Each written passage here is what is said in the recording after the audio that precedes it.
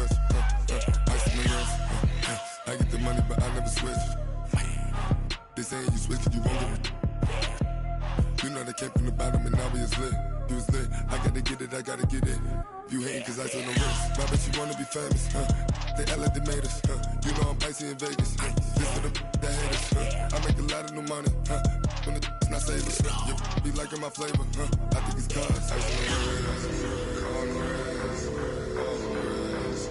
Watch out for this, I never switch, I never switch, I never switch, I never switch. Ice on the wrist, ice on the wrist, ice on the wrist, ice on the wrist, ice on the wrist,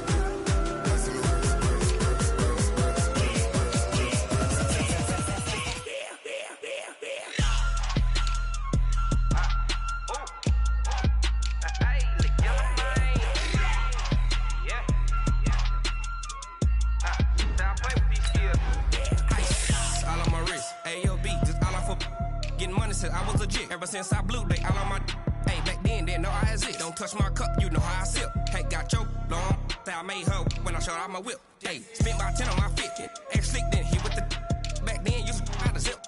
Blow out his back and then dip. Got a whole party all on the ship. All these four things pull out the VIP. Suck turn up, baby, pour out the milk. So you know how I drip.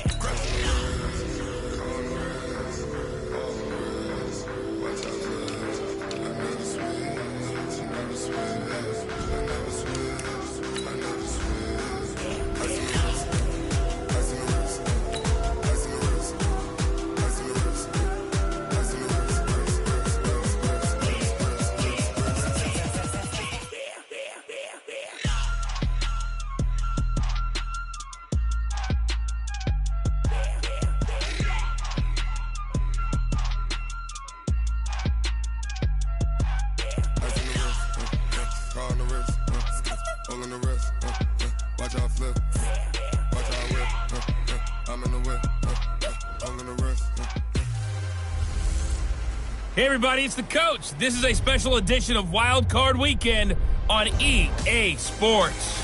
Coming up next, we've got what should be a good one between the monsters of the Midway, the Chicago Bears, and the New Orleans Saints. I'll have scores around the league for you at the half, but it's time for a little football. So we'll hand it over to our broadcast team, Brandon Godden and Charles Davis. Coach, thanks. EA Sports coverage of the NFL playoffs brings us to a sold-out and absolutely rocking Mercedes-Benz Superdome in downtown New Orleans. Coming up, it's the final game of Wild Card Weekend, and we've got a good NFC matchup in store between the Chicago Bears and the New Orleans Saints. With Charles Davis, as always, I'm Brandon Gaudin. And Charles, you talk about storylines in this one. I think it begins and ends with our two quarterbacks, certainly two of the best in the business. And nowadays, I don't think you can get by for long periods of time without a top-flight quarterback. The way the game is played, with all the responsibility he has and how the game flows through him, if he's not on the top of his game, your team's not going to benefit at all.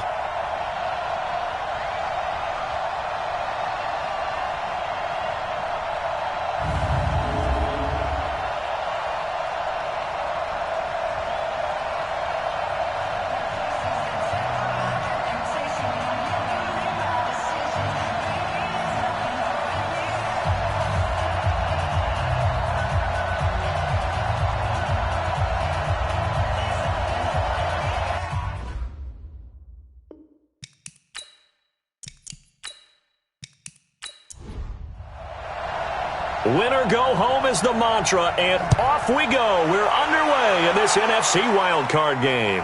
This is fielded at the goal line. And he'll take this one near the 25, call it the 26-yard line. And here come the Saints for their opening drive. And they'll be let out by the guy under center, Charles, their quarterback. It's pretty much become the norm when we see guys come out before a game and go through the route tree with their receivers. I thought it was exciting for us to see the exact same thing happen in practice. He's so meticulous, isn't he? He really is, and that tells me it's not just a one-time-a-week thing. They work on it all the time, trying to hone that fine edge. They want to see if they can get in sync and stay in sync in this one. 5 yards on the game's first play, second down. And a look now at at the offense for New Orleans. So many weapons on this offense, and we've seen them all season long score from any point on the field. But we all know playoff football comes down to playing smart. The game slows down, and it's harder to move it. So you've got to avoid penalties, avoid turnovers, and not let your emotions get the best of you. And he went nowhere. He'll lose yardage back to the 29. It's a loss of 2, now 3rd down. Well, I know it goes against the instincts of the person catching the ball because all you're ever taught is catch the football, don't drop it. But drop it there. Yeah, in that situation, dropping it would have been better. End up losing yardage even though they completed the pass. As good as a sack. Yeah, how about that? Although they won't get the same credit for it, and it won't help them at contract time. On 3rd down, Freeman. He's going to float this one deep right side. And unable to connect, incomplete. Now give them credit, they took their shot, but it's going to bring up 4th down. They were trying to liven up this playoff game very early on. Pretty deep throw, but good coverage. I think they were counting on the defenders being a little tight, a little over-anxious early, and trying to catch them flat-footed and get a big play. On 4th down, on is Corey Bajorquez to punt.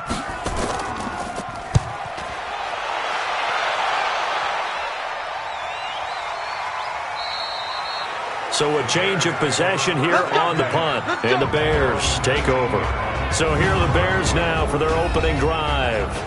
And leading them, Charles, their quarterback, their field general. And what I enjoyed watching this week when we had a chance to watch them at practice, the easy camaraderie that he has with his offense. A lot of respect. A lot of respect, and frankly, I thought it spilled over to the defense. The defensive guys were coming over and teasing and joking with him.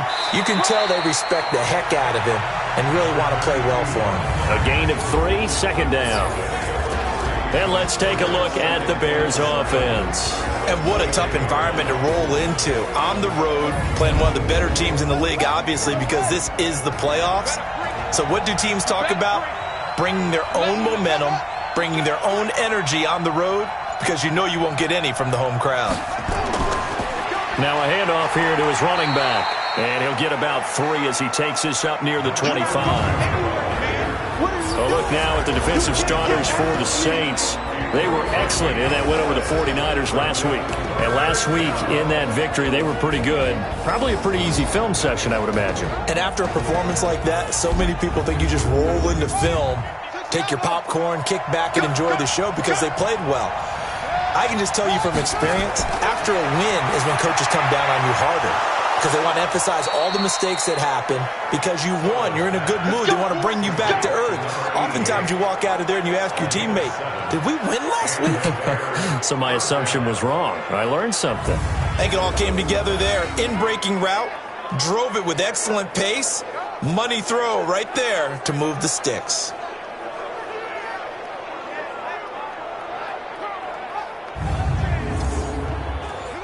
From the 32 now, here's 1st and 10.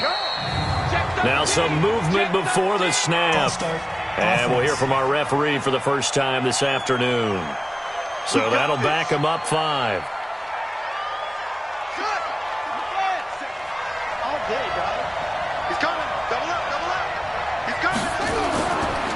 Now they'll run it on the toss. It's a 5-yard pickup, so essentially they get the penalty yardage back, and it's back to 2nd and 10. Off the play fake, Soto, and he fires one incomplete. I know our vantage point might be a little bit better way up here, but that looked like an ill-advised throw to me. I didn't see anything open, and this play just didn't look right from the beginning. It did not. I thought he might get outside and just chuck it away. Dangerous pass, incomplete. And he'll be taken down, but not before they work it across midfield. A good pickup there, a 22. Well, from their point of view, this game could not be starting out much better, could it? Force a punt on defense, and now they're moving it crisply on offense. Crisply, I like that. That? Yeah, moving it very, very well. Looks like the defense on their heels a little bit. You put a score in here, long way to go, but you're right, that's a heck of a start. Yeah, and I think this is where the play caller is looking at his play sheet and saying, do I have that dagger play? Do I have that play and just finish them off right now? Because I think they'd love to gain that big advantage early. Now here's a pass on first down that's knocked away and incomplete. So after the incompletion on first, now 2nd and 10. And that play goes nowhere. Taken down, losing yardage at the 50, right at midfield. That'll be a loss of 4 yards on the play. And it's going to be 3rd down and a ways to go here, 3rd and 14. A pass for negative yardage, obviously no good. Maybe he shouldn't have thrown it, or maybe he shouldn't have caught it. And I think we were seeing it at the same time, weren't we? Maybe you let that one go, right? Because you can see the lost yardage about to develop. But that goes against every instinct of a receiver. They're taught to catch everything. And he can't find a receiver, and he's brought down. We said it before the game, and I think it's still apparent. If these guys are going to advance in these playoffs, they're going to have to wreak some havoc coming off the edge. Yeah, wild card round. They told us the wild card could be that defensive pressure. They showed it there.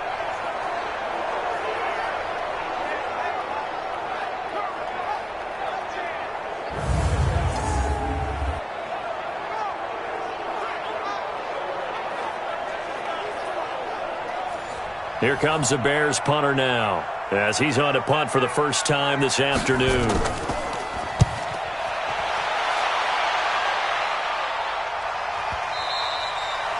Now this is going to carry well into the end zone for a touchback. Out comes this offensive unit as they get set to take over here. They come in as the 3 seed in this, very likely the last home game of the season for them, even if they win this one. But while they wanted one of those top 2 spots, they're still in a pretty good position. They are, and let's face it, any team that gets into the playoffs, as far as I'm concerned, they're in a good position because they're doing what the rest of the league wants. A lot of people are sitting at home watching them, but you made a good point.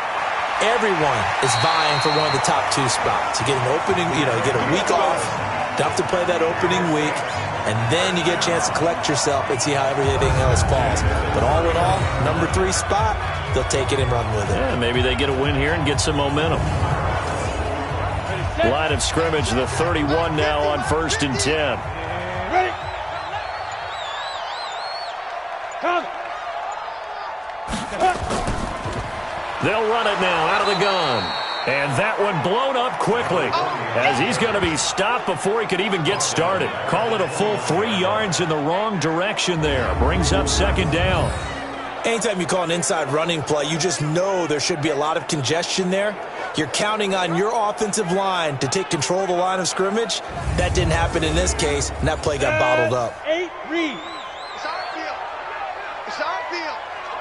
Hey, it's our Five. On 2nd down now, Buckner. 4 yards on the pickup there, and now they're left with a 3rd and 8. And the big meat on the D-line. We'll see how they do today. And I'd hate to be an offensive lineman having to deal with these guys. They come in hungry, mean, and confident. They think that no one can block them. The Bears bring out an extra defender in the secondary now for 3rd down. From the gun, Freeman. They'll roll him out right. He can run for it, and he will. The coverage may be too good that time as he breaks away for 19 with his legs and a 1st down. When they watch film of this game and hand out the grade sheets, he's going to really like getting a double plus on this play. Why? He scrambles and picks up a 1st down. But what else does he do? Protects himself by sliding and avoiding the big hit. Double plus, big-time play.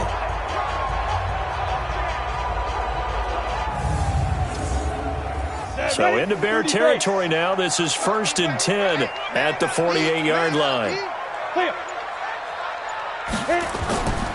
And he'll give it here to his running back. And he's going to be hemmed in and brought down right at the line of scrimmage. Officially no gain on the play, and it's 2nd down. Back to throw now on 2nd and 10. And that's going to be incomplete. A lot of contact, no call, and it's 3rd down. An incomplete pass on 2nd down. It muddles things a little bit here. This is 3rd and 10. Looking to throw. Freeman throwing the out route, incomplete. That's Moss.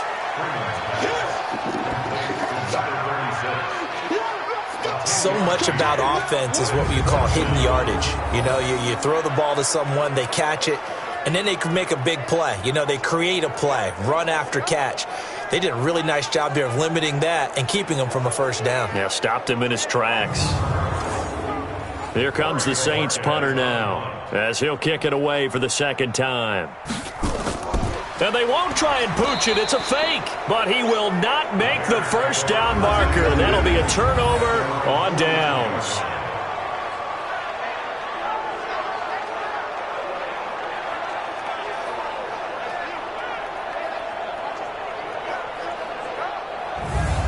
Here's the Chicago offense coming back out onto the field and hoping to do better than they did their last possession when they punted the football. Appeal to the vanity of your offensive line. Tell them that they control your fate. Leverage guys. Win the line of scrimmage. If you do that, you start to win first down. You win second down. And guess what? You start accumulating first downs. And that's what they need in order to not punt the ball again.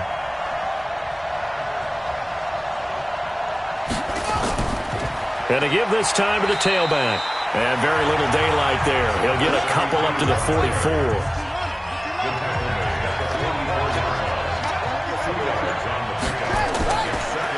They'll run it now out of the gun.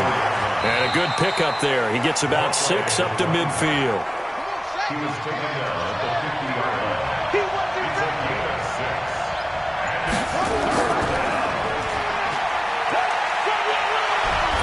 And he will have first down yardage as he's brought down at the 41. That one will go for 9 yards and a first down on the keeper. And that was a nice, strong run by the guy they call the field general.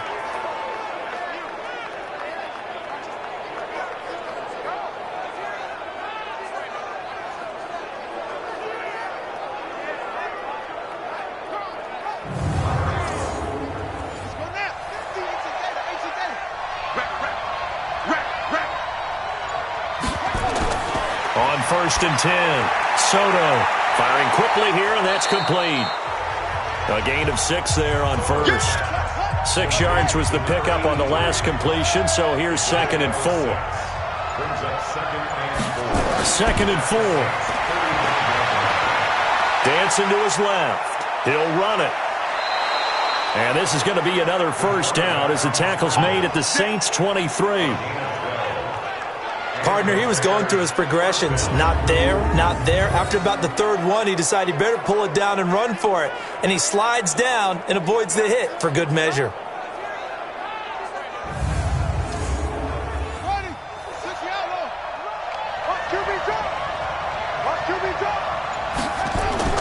On first down, Soto rolling to his right. He's going to take off with it. That one a broken play, but it ends up being a good play. The scramble goes for 20. Partner, it's often that man coverage is easier for a quarterback to run against. You get your receivers going downfield. Those guys are staying with them, and oftentimes they have their back to the quarterback, which opens up a lot of space and room, and they don't even know that he's taken off with it. What a big-time pickup on that play. So 1st and goal and an opportunity for our first points in this wild card game. Operating from the gun. Soto to the goal line, but it's incomplete. They'll go again from the 3 here on 2nd and goal. 2nd and 3. Flush to his right. He's going to take off with it. It's just a gain of a couple there on the scramble, and now it's 3rd down. And this will probably be the last play of the quarter. Here we go. Here we go. Here we go.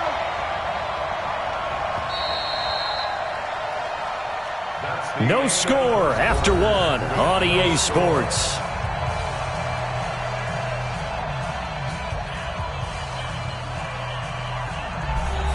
So can this New Orleans defense stand tall again? 3rd and goal.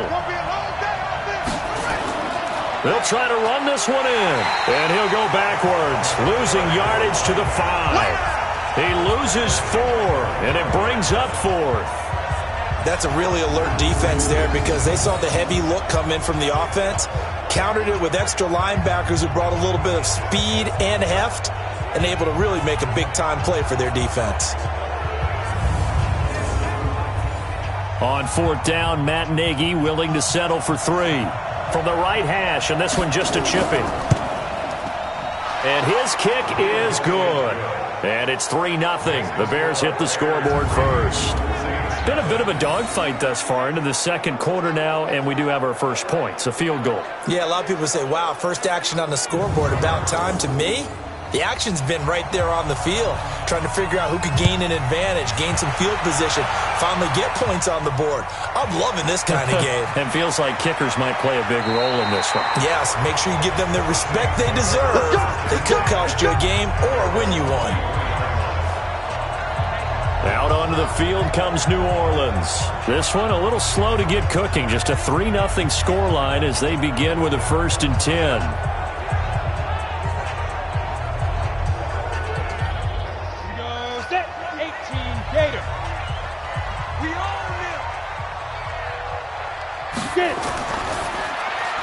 And lucky to get away with one there. That one nearly picked.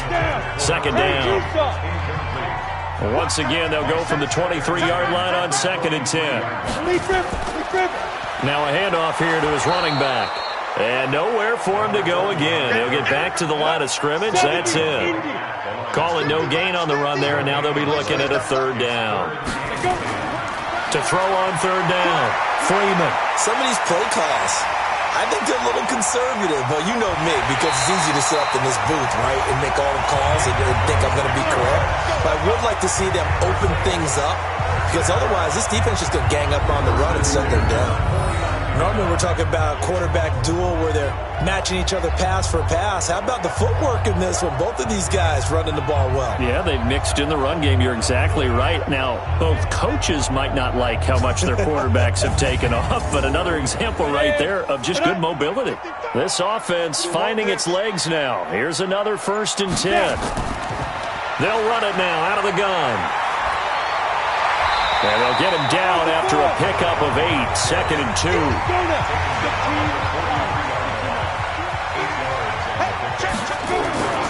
On 2nd down, it's Moss, and he'll be brought down, it looks like right at the 40.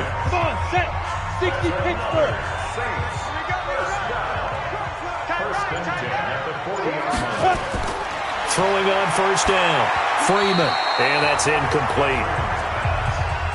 And that's one he's got to be happy to have back. There wasn't a hole open in the zone. You'd have to think on early downs like that 1st down there, need to be a little bit more careful. Yeah, fortunately for him, got a couple more downs to play with.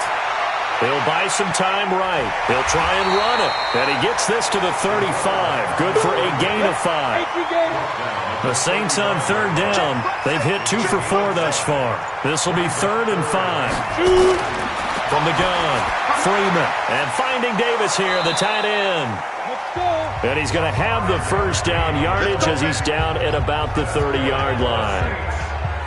As an unbiased observer, I think it would have been interesting to see what they would have done if they hadn't gotten the 1st down there. But since they did, I guess the point is moot. Yeah, they're right there in that middle ground, field goal range, punt, go for it. But as you said, they picked it up. Ready. So 1st and 10 now from the 30. Back to throw. Freeman. They will find Davis. That's complete. And he's able to get it to the edge of the red zone at the